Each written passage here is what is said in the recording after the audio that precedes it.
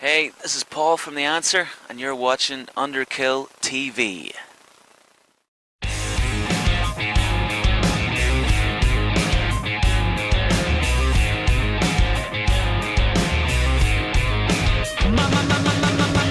Just say that name and everybody gonna find a way. But then again, it don't happen to be the same. Welcome to Underkill TV here in Swansea, joined with Paul from the band The Answer. How are you doing, Paul? Welcome to Wales. Good. First time in Swansea. Enjoying it so far, and looking forward to the show tonight. How's the tour gone so far? It's been really good. It's been refreshing for us to come places like Swansea, Plymouth, as far north as Aberdeen, where places we've never been before or haven't been for 2-3 years, and people have been coming out, getting into the shows, and it's been really good for us. Excellent. And as you say, it's a nice, a refreshing sort of tour. You're not playing like 4 places in the UK. You're getting out to like every sort of nook and cranny. And as the audience has gone down well with it. Yeah, I think so. They've been.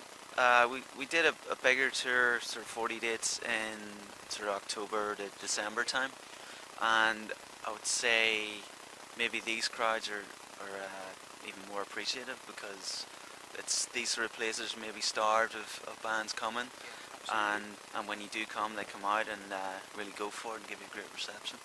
Excellent.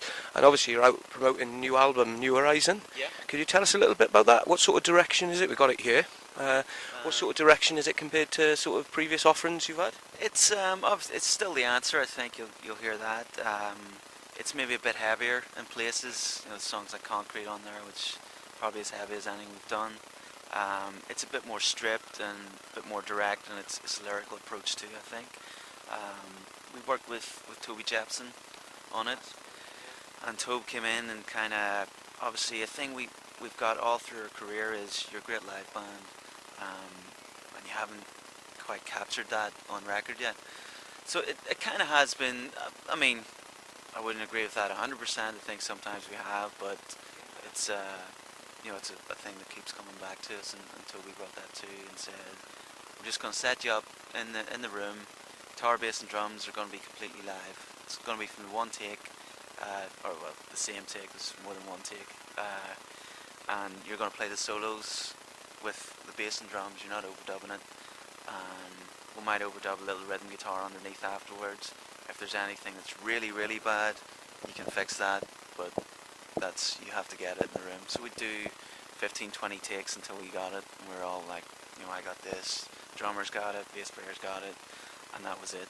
So I think that brought an edge to it, and it's a certain intensity that you lose when you start overdubbing everything up. And it was, I guess, nice for me to, once the drums and bass were done, I was done too. Whereas usually I have another week where I'll just do rhythms and do solos, which one half of me missed, and then the other half I could go down to the pub while going home to singing. Excellent stuff. And obviously, how many sort of songs will you be doing in the set tonight? Because I mean, you've got a bit of a, this is like your 4th album now, is it right? How do you sort of, you've got to keep sort of your, can I say, your classic sort of songs in the set, but how many from the new album will you be doing? We quite a lot. I think maybe 6 or 7. We were doing 8 or 9 on the last tour. I think we played everything but one song maybe.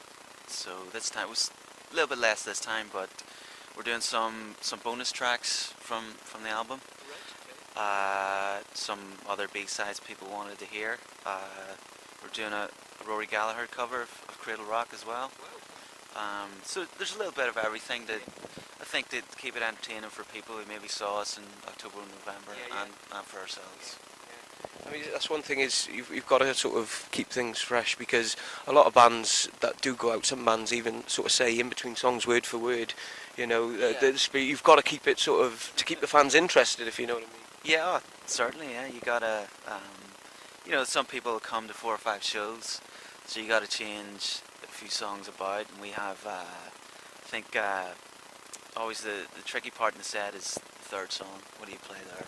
So we've been changing that about night after night, and that keeps it exciting for us and for anyone else who's down the front and we saw them last night, and we're like, we did exactly the same as last night. So we changed it up for them to keep us on the toes.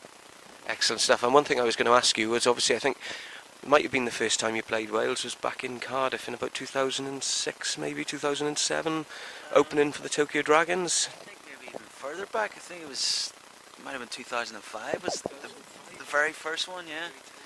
Because I remember it well. We were still recording Rise. That's right, yeah. So we just got out of Mono Valley, went back to London, got the gear, and then started that tour. I remember, yeah, coming into Cardiff.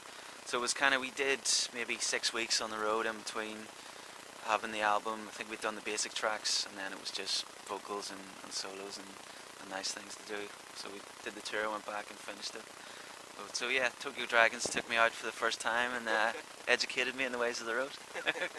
Excellent stuff. And one other thing I was going to ask, I'm sure you've been asked this 100 times, what was it like going out on the road with AC/DC, even like as much as the news that you had the call to say you're going to be opening up for AC/DC? And it wasn't just one show, it was a whole tour. Like. Yeah, it was 13 months. It was October to November, so the next year. It was crazy times, dream come true. We did arenas and stadiums in America twice, Canada, all over Europe, got to Japan. So it was really, even just as a tourist, it was pretty exciting. As a music fan, it was incredible to see those guys every night, and as an AC/DC fan, it was Angus that got me into it in the first place. Hearing If You Want Blood, You Got It. So to see him do that night after night, and I hadn't seen him until the first night, so I was excited just to see the gig. And then it was pretty nerve-wracking the first few nights opening up, because AC/DC crowds they're not very forgiving.